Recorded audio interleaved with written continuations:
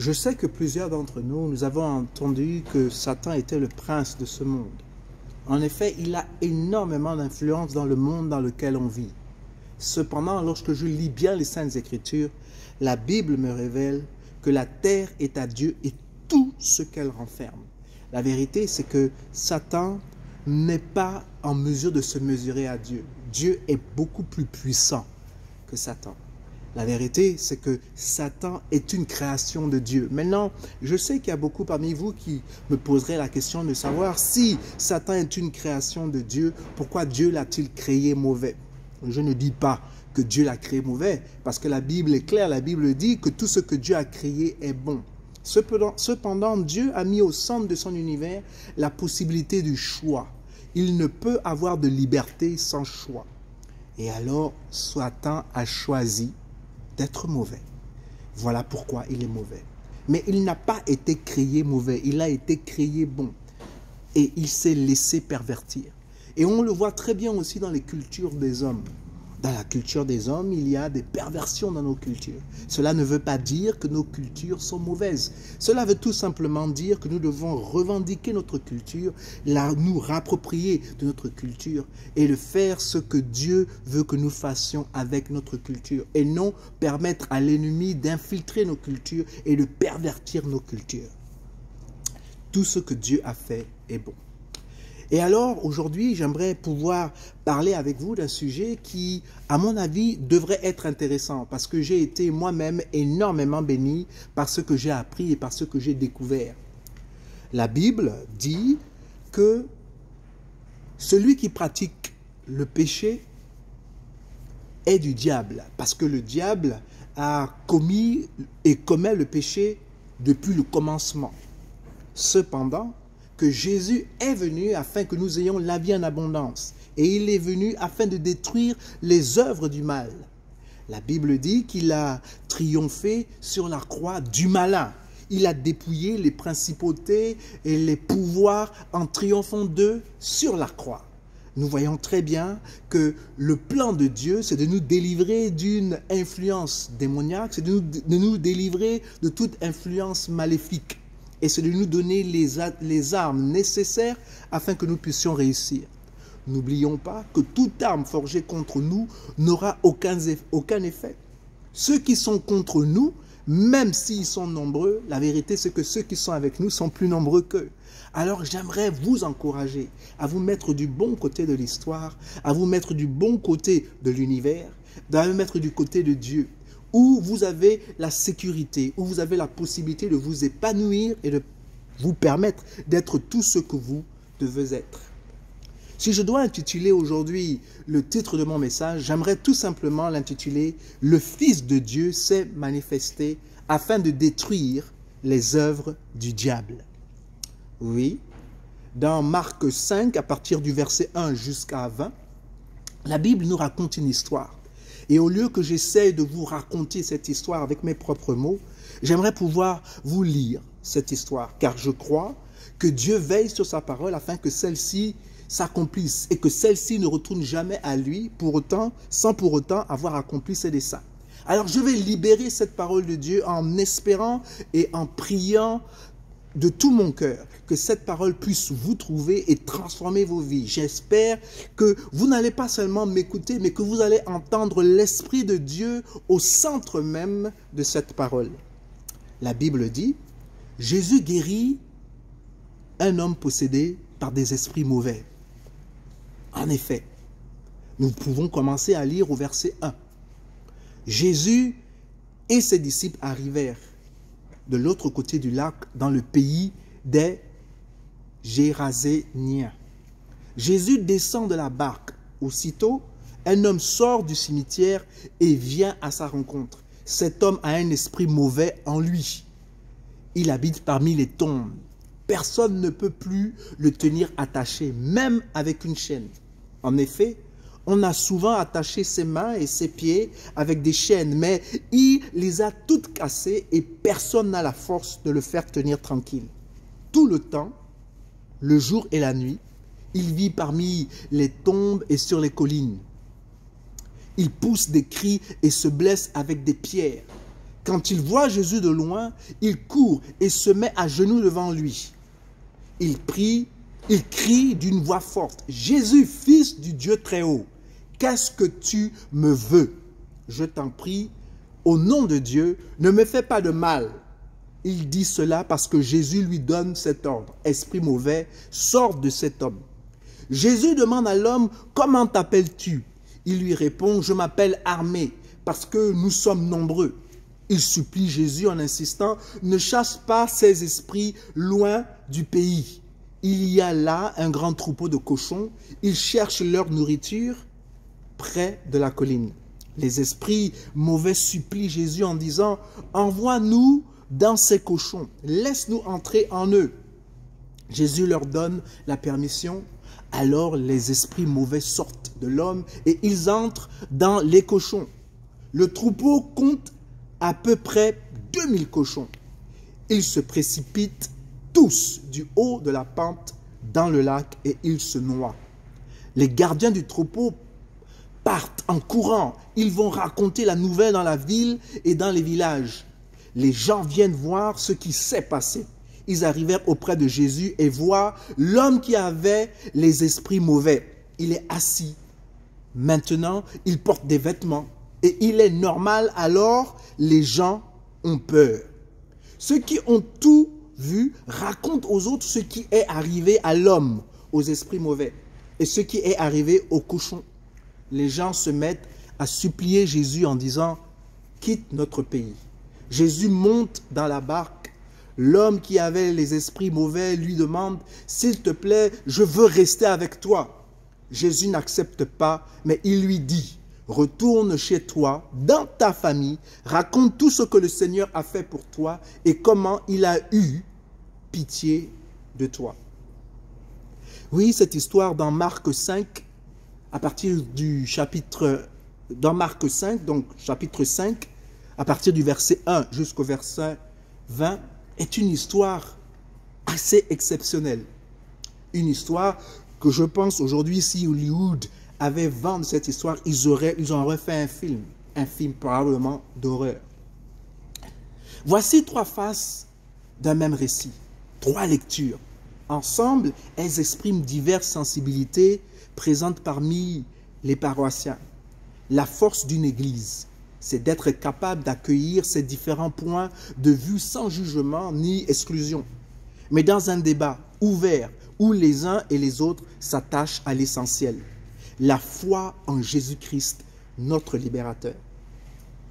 La première phase dont j'aimerais pouvoir discuter avec vous, j'aimerais tout simplement dire, quelque part près du lac, un pauvre homme surgit des rochers où l'on a creusé des tombeaux. Cet homme est possédé d'un mauvais esprit qui le rend fou, furieux et déchaîné. On se rend bien compte que lorsque des esprits méchants nous habitent, nous ne sommes plus nous-mêmes. Je comprends maintenant, lorsque la Bible dit que lorsque l'enfant prodigue avait quitté son père avec les richesses que son père lui avait données, son héritage, et qu'il était en train de faire des choses qui étaient abominables à son père, la Bible dit qu'il est rentré en lui-même. Et quand il est rentré en lui-même, il s'est rendu compte que ce qu'il faisait n'était pas bien. Cela révèle donc bien qu'il n'était pas lui-même. Cela veut donc dire qu'il est possible que nous fassions des choses sans pour autant être nous-mêmes. Il est possible que nous agissons et que nous faisons du mal aux autres et que nous posons des actes qui, en fait, si nous étions nous-mêmes, nous ne l'aurons jamais fait. Donc, il y a une influence des ténèbres dans notre vie. Il y a une influence du monde ténébreux dans notre vie. Et il est important pour nous de le savoir et de nous battre afin que les forces du mal ne puissent nous influencer. On dit bien ici que cet homme n'était pas lui-même, qu'en fait, il se blessait, qu'il était possédé, qu'il était mal en point. Et il se blessait lui-même avec des pierres et que personne ne pouvait le contrôler, même pas lui-même. Cependant, cet homme court vers Jésus. Il court vers Jésus qui passe par là. Mais le mauvais esprit multiple qui loge en cet homme comme un parasite manifeste sa peur de Jésus qui est l'envoyé de Dieu. Ce qui m'intéresse ici, c'est que malgré qu'il soit possédé, donc malgré qu'il soit sous l'influence d'esprits méchants, au plus profond de lui-même, il ressent quand même ce désir de vivre de manière différente. Mais la vérité, c'est qu'il n'est pas capable de se libérer lui-même. Alors, il voit Jésus et il court vers Jésus. Et lorsqu'il court vers Jésus, les mauvais esprits qui sont en lui reconnaissent la présence et la puissance de Dieu. Et lorsqu'il voit Jésus arriver, ou lorsqu'il voit cet homme s'approcher de Jésus, la Bible dit ici que ces mauvais esprits sont en train de paniquer. Oui, la Bible dit bien que Jésus est envoyé de Dieu. Et ils le savent. Ces mauvais esprits savent que Jésus est envoyé de Dieu. Donc, je veux m'adresser ici à toutes les personnes qui pensent qu'il n'y a point de Dieu. La vérité, c'est que je connaissais un homme de Dieu qui était un homme de Dieu qui a influencé ma vie énormément, Charles Talangano, l'évangéliste Talangano. Vraiment, c'était un homme qui aimait souvent dire que tu crois ou tu crois pas, tu croiras un jour. Car c'est la vérité, Jésus est vivant. La vérité, c'est que nous devons croire au Seigneur Jésus maintenant afin de pouvoir voir sa gloire. Parce que le jour où on ferme les yeux pour pouvoir nous projeter dans l'au-delà, puisque nous sommes esprits et que notre esprit est éternel, il sera trop tard. On va croire en Dieu, mais en face de nous, nous n'aurons plus un avocat, mais nous aurons un juge. Je prie afin que ceux qui écoutent ce message aujourd'hui puissent décider de faire de Jésus-Christ non seulement leur unique Seigneur et Sauveur, mais de faire de Jésus-Christ leur avocat et non un juge. Même les mauvais esprits reconnaissent que Jésus est envoyé de Dieu. Et ils se mettent à crier. Ne nous expulse pas trop loin. Laisse-nous aller dans ces cochons. Ils osent quand même parler au Fils de Dieu et ils savent que l'enfant de Dieu est venu afin de détruire les œuvres du mal. Ils savent très bien que parce que cet homme est venu vers Jésus, Jésus va le délivrer. Ils savent très bien que Jésus va les chasser de ce corps. Et alors ils anticipent. Et ils demandent donc au Seigneur Jésus de leur permettre de pouvoir entrer à l'intérieur des cochons. Et bien entendu, Jésus permet. Moi, cela réjouit mon âme, cela réjouit mon cœur, parce que je me rends compte de plus en plus que le diable est limité. Et très souvent, nous voulons lui donner trop d'importance. Oui, c'est à cause du diable que j'ai fait ceci. Oui, c'est le diable qui m'a obligé de faire ceci. Un peu comme Ève dans le jardin d'Éden, quand Dieu demanda à Adam, mais pourquoi as-tu mangé du fruit? Et il accuse la femme, et lorsqu'il vient à la femme accuse le serpent. On cherche toujours à accuser les autres, mais la vérité c'est que chacun de nous avons la possibilité de faire un choix. Et dans la vie, nous avons le droit de faire un choix. Et ce choix-là, lorsque nous le faisons, nous devons accepter les conséquences de ce choix-là. Maintenant, il est important aussi de savoir que le choix que nous faisons, Dieu peut permettre ou Dieu ne peut pas permettre. Mais ici, dans notre cas bien précis, Dieu permet à ces mauvais esprits de pénétrer, de rentrer dans ces cochons. Jésus les laisse aller dans les cochons. Ceux-ci se jettent dans le lac et se noient.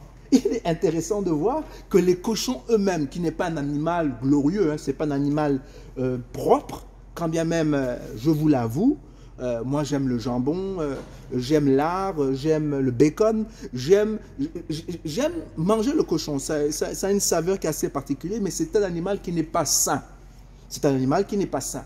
Mais malgré le fait que cet animal vit dans la saleté, dans la moisissure, dans la pourriture, dans tout ce qui est en décomposition, c'est un animal qui est très sale. Ces animaux-là refusent d'être habités par des esprits méchants. Et la question que je me pose, c'est que si des cochons refusent que les esprits méchants puissent habiter en eux afin de pouvoir se manifester en eux, à plus forte raison, nous, les hommes, pourquoi acceptons-nous des esprits méchants qui vont influencer notre vie, qui vont de manière négative, qui vont nous permettre ou qui font de nous des hommes ou des femmes qui sont désagréables, non seulement au sein de notre famille, mais au sein des hommes et des femmes qui nous entourent. Les cochons l'ont très bien compris, ils ont décidé de se précipiter tous, je dis bien tous, pas un n'est resté, tous dans le lac. Et la Bible déclare qu'ils se sont tous noyés. Mais maintenant, ce que je comprends aussi ici, c'est que l'esprit a besoin d'un corps. Pour que manifester sa méchanceté, pour manifester sa haine, pour manifester sa médisance, pour manifester, il a besoin d'un véhicule, il a besoin d'un corps pour pouvoir se manifester sur la terre. Tout comme Dieu d'ailleurs. Lorsque Dieu veut bénir les hommes, il utilise des hommes. Lorsque Dieu veut manifester sa gloire sur la terre, il utilise sa nature, il utilise un corps, il utilise des hommes. Il est important pour nous de le comprendre. La question que nous devons nous poser, c'est nous voulons, qui allons-nous permettre de nous utiliser? J'ai choisi et je prie que vous choisissez aussi que c'est Dieu qui vous façonne, que c'est Dieu qui vous utilise pour sa propre gloire. Les cochons eux-mêmes qui ont été créés par Dieu ont refusé d'être manipulés, d'être influencés par des esprits méchants. Et cela est très important pour nous de le comprendre. Dès que ces esprits-là ont quitté le corps et ont été transférés dans le corps du cochon, quelque chose d'extraordinaire s'est passé dans la vie de cet homme.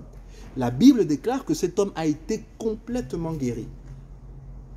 Mais les gens du coin demandent à Jésus de s'éloigner quand même.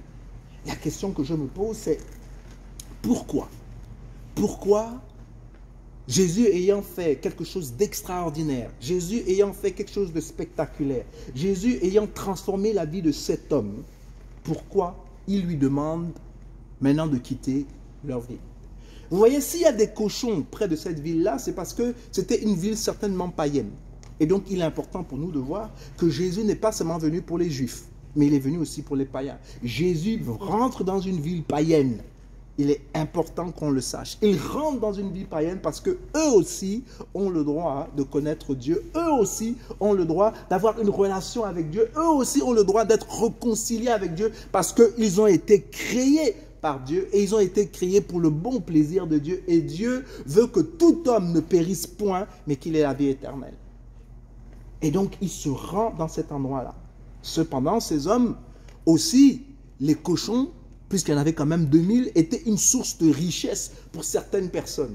Ces cochons étaient quelque chose qu'ils utilisaient sans doute pour s'enrichir, sans doute pour nourrir leur population ou en tout cas pour générer de l'argent.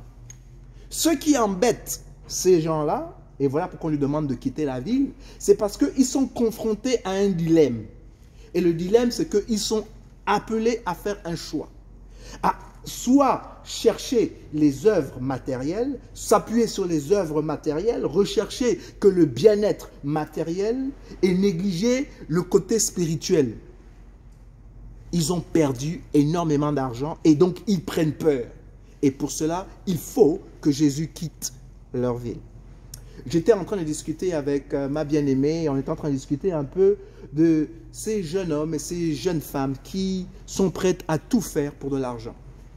Des belles femmes, des jeunes femmes qui sont prêtes à se donner. Elles n'aiment pas forcément l'homme avec qui elles s'adonnent, mais elles se donnent pour pouvoir payer leur loyer, par exemple, ou pour pouvoir avancer leurs études, ou pour pouvoir s'acheter des sacs, le dernier téléphone, ou les derniers cris de toutes choses. Et donc, elles s'adonnent à des hommes qui, normalement, si elle était vraiment elle-même, elle ne serait pas donnée. Mais puisqu'elle est attachée au bien matériel, elle le fait. Et ça, c'est valable pour les hommes aussi. On les appelle des gigolos. Et donc, ils sont confrontés maintenant à une décision. Et beaucoup d'hommes et de femmes aujourd'hui refusent de suivre Christ, pas parce qu'ils reconnaissent que vivre selon les principes de Dieu et les concepts de Dieu, ce n'est pas bon, mais tout simplement parce qu'ils veulent les richesses de ce monde. Ils veulent, et voilà pourquoi Jésus a dit à ce jeune homme riche que à quoi sert-il à un homme de gagner tout l'or du monde s'il perd son âme? Mais malheureusement, il y a des hommes, il y a des femmes qui préfèrent perdre leurs âmes ici sur terre afin de pouvoir s'acquérir ou de pouvoir obtenir les richesses de ce monde. Et c'est pour ça que dans mon pays, le Gabon, par exemple, les crimes rituels sont rampants. Pourquoi vous avez des hommes et des femmes qui mutilent des enfants ou qui mutilent des hommes et qui font ce qu'on appelle des pièces détachées? justement pour pouvoir s'acquérir les biens de ce monde, pour pouvoir s'assurer un certain pouvoir, pour pouvoir s'assurer une certaine richesse. Mais comme je vous ai dit, le diable est un menteur. Il n'y a point de vérité en lui. Le diable sait très bien que le temps arrive où il va brûler dans la géhenne éternellement. Et son but aujourd'hui, c'est d'amener le maximum de gens avec lui afin de brûler dans la géhenne. Mais je veux vous dire ici que nous sommes confrontés à un choix. Et ce choix, nous devons le faire. Oui, vous avez connu ce qui est bon. Et ce que Dieu vous demande, c'est d'aimer la justice, c'est d'apprécier la miséricorde et de marcher humblement avec votre Dieu. Oui. Donc cet homme-là a été complètement guéri lorsque les mauvais esprits ont quitté son corps. Mais les gens du coin, comme je le disais, ont demandé à Jésus de s'éloigner. Sans doute, ils ont eu peur pour leurs autres bêtes, les autres cochons qu'ils avaient ou les autres choses qu'ils avaient. Ils avaient peur de perdre leur possession en suivant Jésus et en marchant selon les principes de Dieu. Cependant, ils oublient que la parole de Dieu déclare que si vous cherchez le royaume de Dieu d'abord et sa justice, toutes ces choses vous seront données par-dessus. Toutes ces choses, ce sont toutes ces choses. Les maisons que vous cherchez, le bien-être que vous cherchez, la paix que vous cherchez, la guérison, la santé que vous cherchez, cela se trouve en Dieu. Mais il nous faut d'abord chercher le royaume de Dieu et sa justice, et non faire le contraire.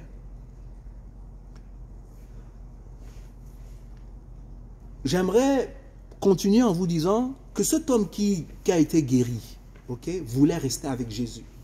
Il voulait rester avec Jésus, mais Jésus dit quelque chose qui me touche. Jésus refuse. Jésus lui dit de rentre chez toi. Montre à ta famille que tu vas bien.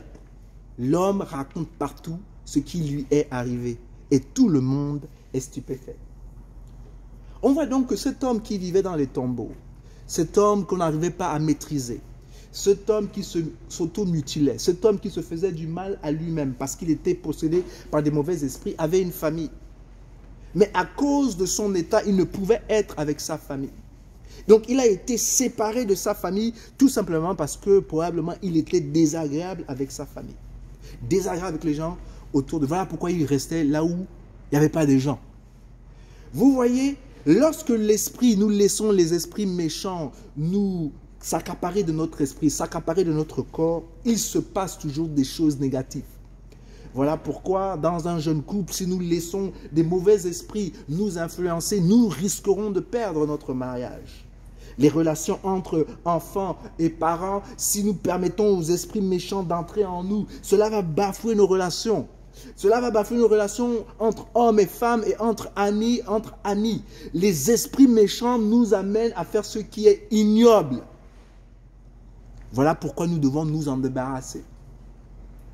La bonne nouvelle, c'est que Jésus lui dit non, ne crains rien. Tu n'as pas besoin de me suivre. Va montrer aux gens et dis-leur que tu vas bien. Fais du bien à ta famille. Fais du bien autour de toi et parle de ce que Dieu a fait pour toi. Raconte aux hommes et aux femmes les merveilles de Dieu. Oui, rentre chez toi. Montre à ta famille que tu vas bien. Raconte à tes amis, raconte tout autour de toi ce qui s'est passé dans ta vie. Oui, les mauvais esprits existent.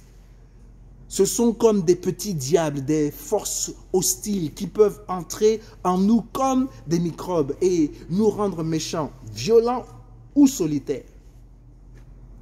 Dans la foi, quoique tourmentés, nous pouvons supplier Jésus de nous apaiser en chassant nos mauvais esprits et en les envoyant où il veut.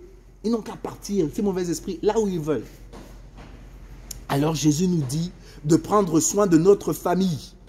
Maintenant que nous sommes libérés, il s'agit de la force de la prière et de l'adoration par lesquelles nous demandons au Seigneur de pouvoir retrouver notre propre identité, que nous avions perdue à cause des démons qui parlaient et agissaient à notre place et malgré nous.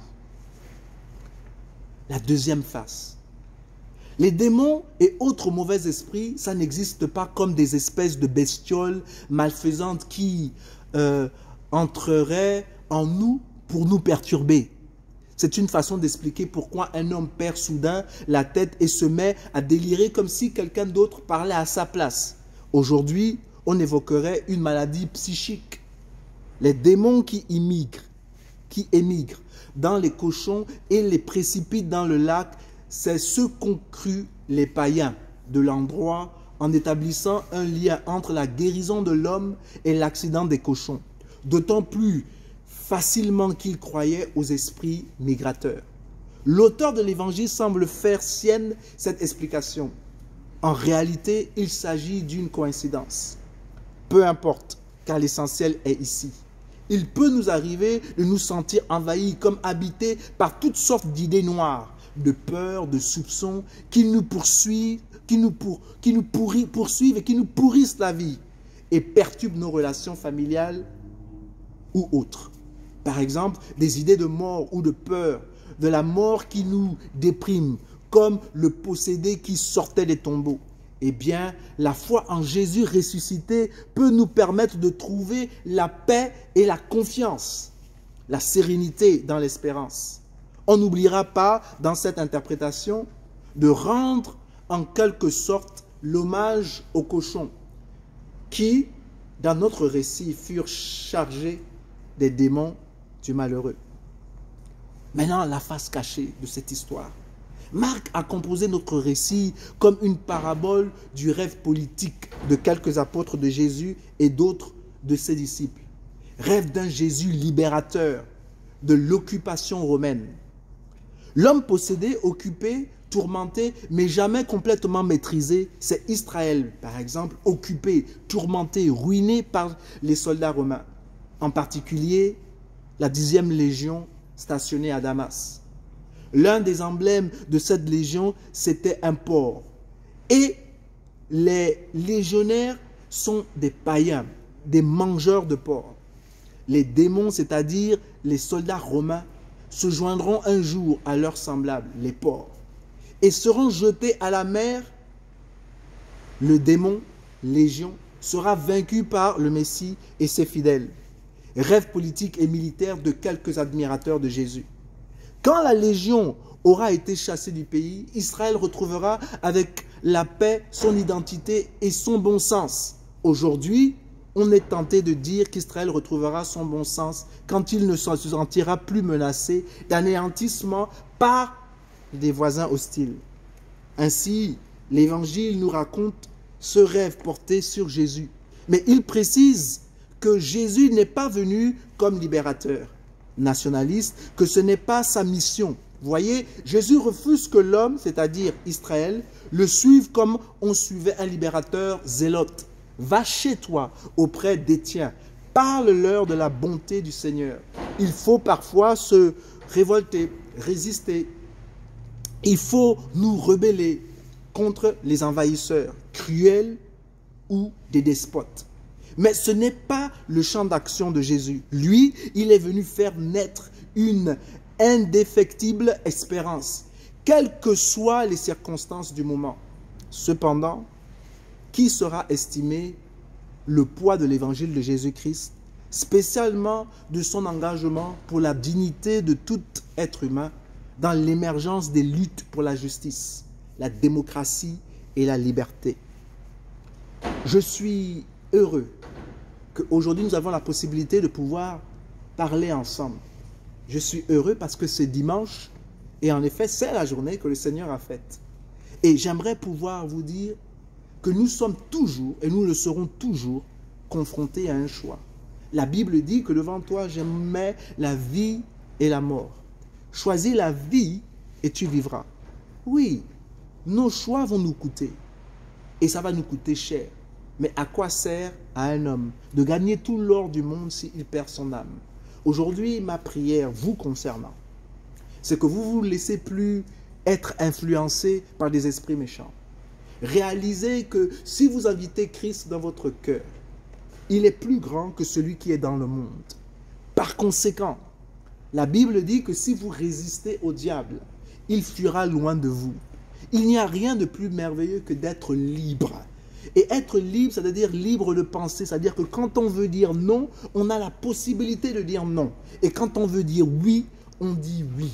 Il est dangereux quand un homme pense oui et il dit non, ou quand il pense non et il dit oui. Il se compromet, il n'est pas libre. Mais Jésus est venu afin que nous soyons libres. Il est venu afin que nous connaissions la vérité et que cette vérité nous rend libres.